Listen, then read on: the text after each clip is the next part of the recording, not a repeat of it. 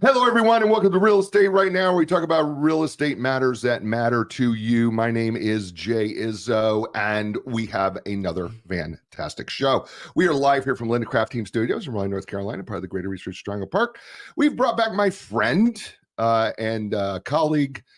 He is Senior Loan Officer Advantage Lending and a mayoral candidate for Raleigh, North Carolina. And his name, you all know him. His name is Paul Fitz. Welcome back, hey, Paul. Buddy. Great to see you. How you doing? Great. It's odd that I have a friend that I have to call mayoral candidate. If I win, you can still call me by my first name. You can still call me Paul. Do I get to call you Paul? Yeah, okay. It's okay. Okay, I don't have to call you Mr. Mayor. Your honor. Your honor. There's nothing honorable here. Talking politics. What's honorable about that these days? Mayor honor. So we recently have had in Wake County, but I think across the state, actually, there has been property revaluations by the state assessor. Well, a lot of counties have had reassessments. Yeah, reassessments. Yeah. And this has thrown some people, homeowners, into a bit of a tizzy. I don't know. It's a technical word. That is a tizzy. Yeah. Tizzy. Well, that's from the farm. That's the farm boy and me. Is that we were throwing tizzy. And some of them are upset. Some of them are confused. Some of them are downright angry because the values of the property have increased, which then, of course, means that you're going to be paying more property taxes. Oh, more taxes. More taxes, right? Who enjoys to pay more taxes? Yeah, who does it? But is it really as negative as we want to believe? I mean, and I guess because there's two sides to this, right? So maybe help people understand that piece. Well, there are facets here. I mean, this is like a diamond setting. There's a lot of facets going on, right? Okay. The first reaction, everyone's first reaction when they hear, oh, by the way, your taxes are going up, or we've reassessed the values of your property. Your property values are now higher than when you purchased them, or higher than 4 years ago. Yes, the first knee-jerk reaction is, man, I'm going to have to pay. And I've heard people say the word, I got to pay double the taxes now. Is it double? No. Nobody's going to pay. Nobody's going to pay double your taxes from the last year. Nobody's going to pay that. But they have that knee-jerk reaction. Oh, you've taken my house value from $500,000 to $700,000. That's easily going to be another $1,000 a year for me or something. Before you go into panic mode, I mean, because a lot of my real estate agents have received phone calls about this. I don't know if your agents on your team. I think some do. Yeah, some have. I have personally, like your personal sphere. Yeah, my personal sphere has said, "What in the wide world of sports is going on here?" Right. I paid $450. Maybe not those exact words, but yeah. Is my house really worth $700,000? Exactly. Because it was evaluated a certain amount. Yeah. And then now it's evaluated a lot more. Right. And so now it's like, oh my gosh. And inflation's still pretty high. Everything's high. Yeah. So there's a reason why I'm running for office. And so inflation's still pretty high. And so it means that there's less money in people's everyday pockets. Yeah. Especially now, there's a lot of people have felt everything. And so on the Bidenomics, the inflation. Yeah. Right. And so then they see this large number. You're going to raise my taxes, right? I'm in the middle of a recession, right? I mean, I'm paying more for groceries and paying more for gas, things that are coming out of my pocket, and now you're going to increase my property. You're still paying $10 for eggs? They've come down a little. Okay. They've come down a little. All right. But organic eggs are expensive. I'm just telling you. I shop at Walmart. Just throwing that out there. So yeah. Okay. Well, organic eggs are expensive. So the point being that you've got people who see this, and maybe they see it bigger because they're anchored in on so much of what's going out of their pocket. It's a knee-jerk reaction there. So help us understand these assessments. When do they do them? Why do they do them? And then how does that translate into money? So Wake County used to do tax evaluations every 8 years. Now it's every 4 years. That changed about 6 years ago. So now we're doing them every 4 years. And hey, guess what? From 2019 to 2022, houses were selling like hotcakes. And because people were in the middle of bid wars. And while they're in the middle of bid wars, that means that even though you're still living in your house you bought in 2015 or whatever, the person next door to you had 8 offers on their house when they sold it. Somebody bid $80,000 more than the list price, but that increases the value of your property. Whether you want to say, well, they listed it at 600, but it sold at 680. That is now a viable comp for your property. And part of that is also going to translate into how long it takes for you to do anything with your property. Let's say you've been in your property for 6 years now. You don't have any plans on moving, but now you're going to be saddled with a higher tax bill. You're just going to be saddled with it. The first thing is anger. Everybody gets mad about it. The second one is disbelief. It's almost like 7 stages of grief. But in this point, what is it? Depression, 7 stages of depression or something? Five stages. Something like that. Yeah. All right. So now there's like 5 stages of tax, disbelief. Denial, anger, bargaining. Anger, denial. I don't believe my house is worth bargaining. I'm going to find a better, So then comes depression, and then we get to acceptance. So the emotional stuff goes first and comes in first. So I want to tell at least the people who are watching in the Wake County region, the Wake County area, what you should do first is you should go, and we're going to pull up a website in a few minutes. It's called WakeGov. WakeGov is the website for Wake County. There is a special real estate search area for real estate in Wake County. It's public record. If you own a house in Wake County, your information is on this website. And by the way, what I understand too is that this is pretty standard across the country of the U.S. is that there is in your county or in they don't have counties in Louisiana. They call them something parishes. They call them parishes, yeah. Parishes. Yeah. That there is a parish, governmental parish that you can go to for your parish and that you can find information. Everybody's tax bill is online. Everybody's tax information is online. Everybody's real estate information is online. I will tell you, I have searched real estate in other areas because I've helped people buy homes throughout the country. I can tell you, Wake County's website is probably the most comprehensive website for real estate search that I've ever seen in any place that I've ever done a search. So since we're here in Wake County. So governments from other states, you should be paying attention to what we're doing here. If Wake County had any intelligence in their departments, they would package their software, sell it to other counties, and say, this is the best package that you should use for real estate searches. But, again, government needs a little help every now and then. So, yeah. All right. So there's another side to this, even though that and I don't know if it's fair or if that's even the right word here, or if it's justified, or if that's even the right word here, because you did bring up something that's really important here is in 2021, we went through a buyer frenzy where we had, multiple offers, interest rates low. And the offers were like, there could be, when we say multiple offers, 20 offers on one house. Yeah. Or more. And I have personally done loans for people who bid $100,000 over asking price on a house. Right. I don't know that that's fair to the value. It was the market. Okay.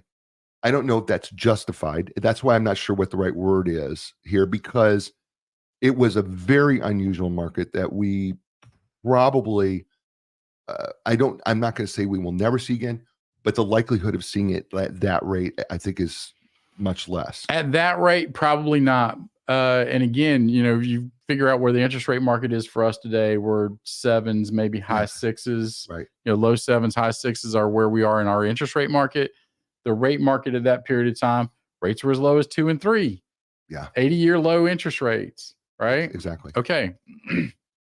Normalized market. And you've seen the charts that I have in my office. Normalized market, for the history of the country, the majority of time rates have been at 6. And for the majority of that time, they've been at 5, meaning that really and truly 6% and 5% interest rates are real rates for our real economy. We're in a high interest rate environment right now.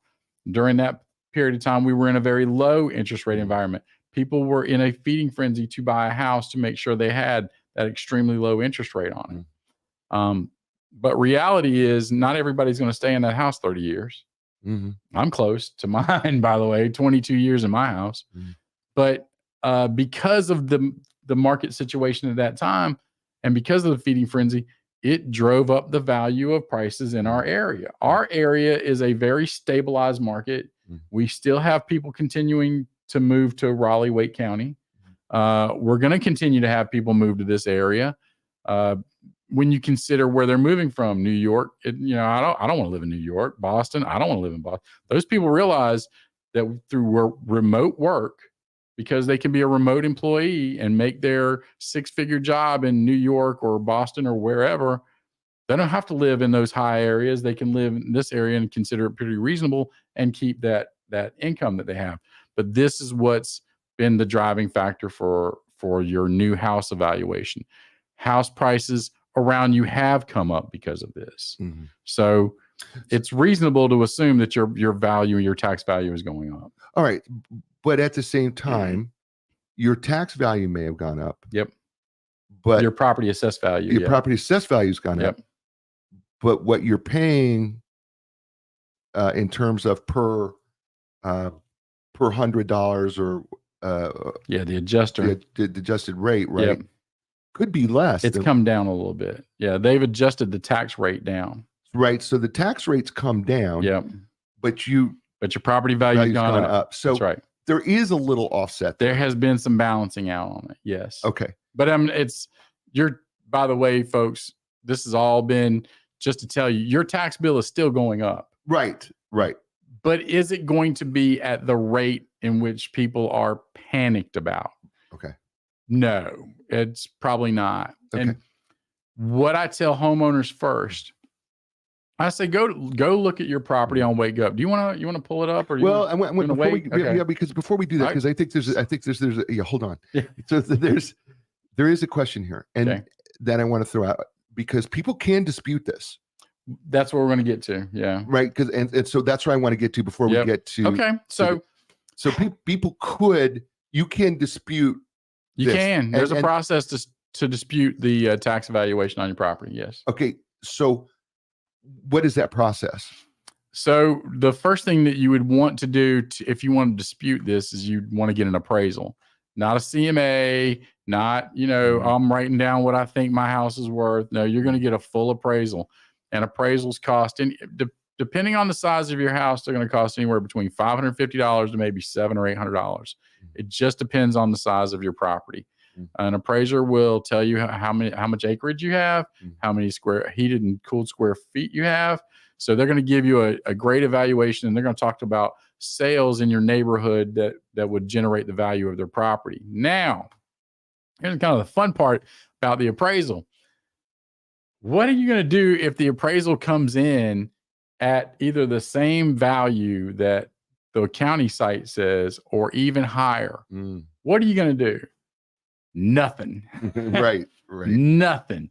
You just spent $700 on an appraisal to tell you that your house is actually worth what the county is telling your house is actually worth. Okay. And I think it's important to understand how the county goes about making this appraiser process. Correct. They're not going inside the house. No, they're using the information that they have been given since the inception of this property. Now, your property may have changed since it was built, since it was created. You might have finished off some square footage in your house, and right? you could have done all these upgrades. You could have done all kinds of stuff, right, inside the house that the county doesn't know about. And if you have done all these amazing and incredible upgrades inside your house, don't tell the county. For the love of God, please. Because if you do, oh, really? You have marble countertops and not the Formica when your house was built. Right. Okay. Yeah, your house is now worth about 10 grand more, and you're going to pay taxes on that, right?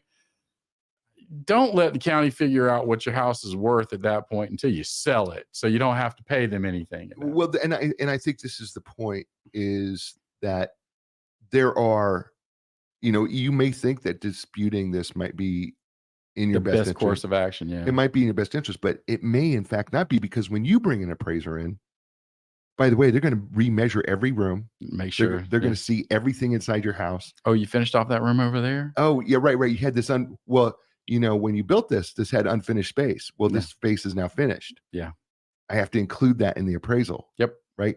Oh, it was only one car garage. I see now you have two. Yeah. Car garage. Yeah. So I know that people may want to dispute it, but it may not be. It might not be in your best interest. Okay, so let's take people through. I happen to have the Wake Gov site up here, and we want to just kind of show you an example here in the next few minutes of kind of how this works. So we're going to bring this up, and we're going to help you walk through it. So what we've done here is, this is the Wake County website, as you can see here, that we're showing you, and we just put in Paul's last name, Fitz. And we hit go right here. By the way, I didn't see go the first time we did this. You did not. I did not. Page 2, by the way. So here's a list of all the Fitz people.